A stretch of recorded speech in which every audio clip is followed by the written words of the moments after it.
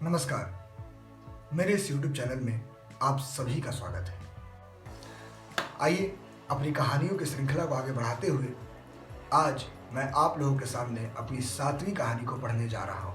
हमारी 7वीं कहानी है नकली किले पे असली चढ़ाई, जिसे लिखा है सत्येंद्र शरद ने। सत्येंद्र शरद जी की लिखी इस कहानी को आइए हम पढ़ते हैं।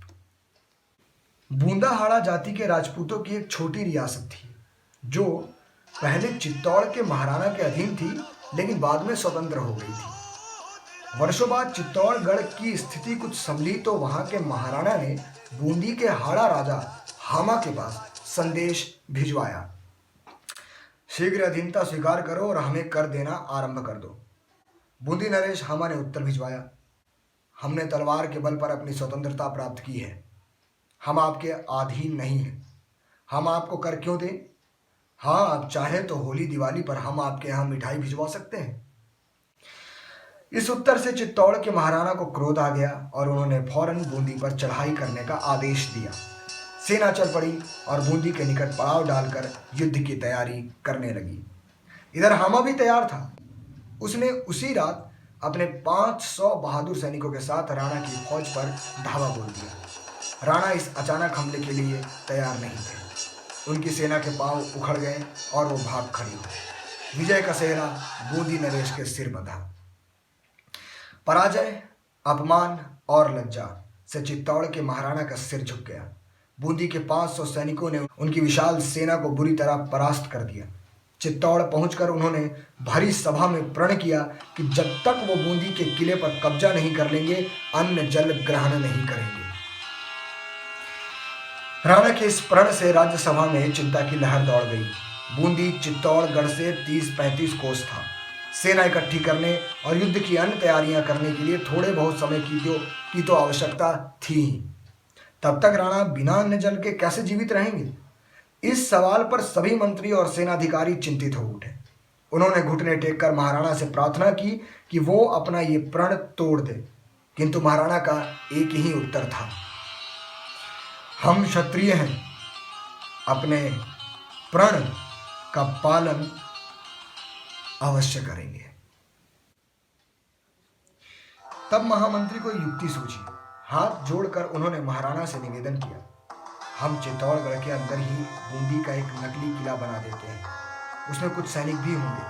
आप इस नकली किले पर आक्रमण कर और उसे तोड़कर अपना प्रण पूरा कीजिए और तब अन्न जल ग्रहण कर लीजिए।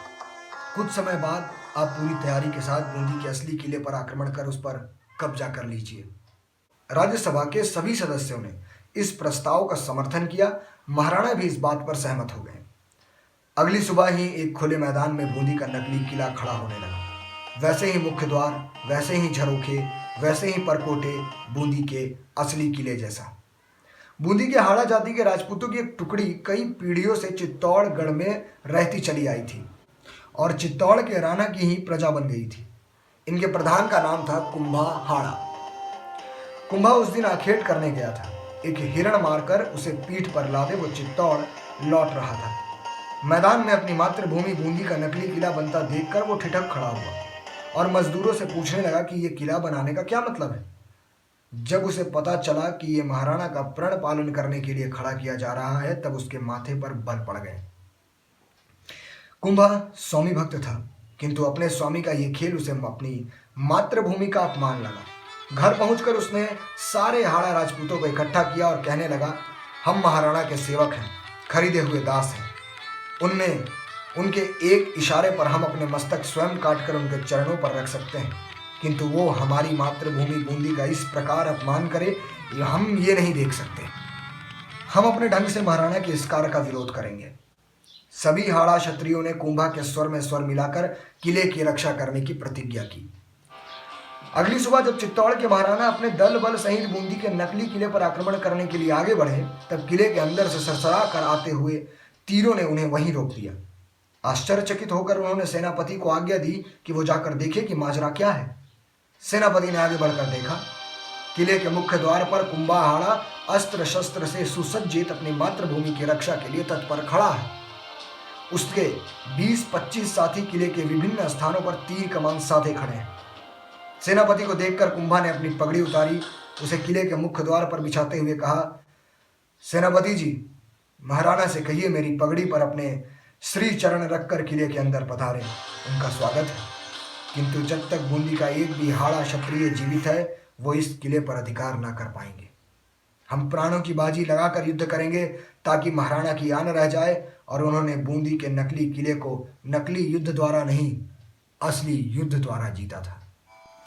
परिणाम वही हुआ जो होना था। महाराणा की विशाल सेना के सामने मुट्ठी भर हाड़ा सैनिक कितनी देर टिक सकते थे।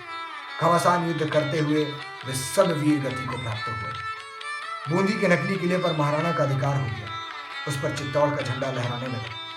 महाराणा ने अपना प्रण पूरा कर अन्न जल तो ग्रहण कर लिया, किंतु वीर कुंभा और उनके साथियों का बलिदान देखने के बाद उनका यह साहस न हुआ कि बूंदी के असली किले पर आक्रमण कर उस पर कब्जा किया जाए। उन्होंने बूंदी को हराने का विचार छोड़ दिया। वीर कुंभा की मातृभूमि प्रेम ने उन्हें स्वयं पराजित कर दिया था। मेरी कहानियों की श्रृंखला आपको जरूर रोचक लग रही होगी। जिस प्रकार से आप लाइक, शेयर और सब्सक्राइब कर रहे हैं, मेरा प्रोत्साहन उससे दुगना बढ़ता चला जा रहा है। इसी प्रकार अपना साथ बनाए रखें, घर पर रहें, सुरक्षित रहें।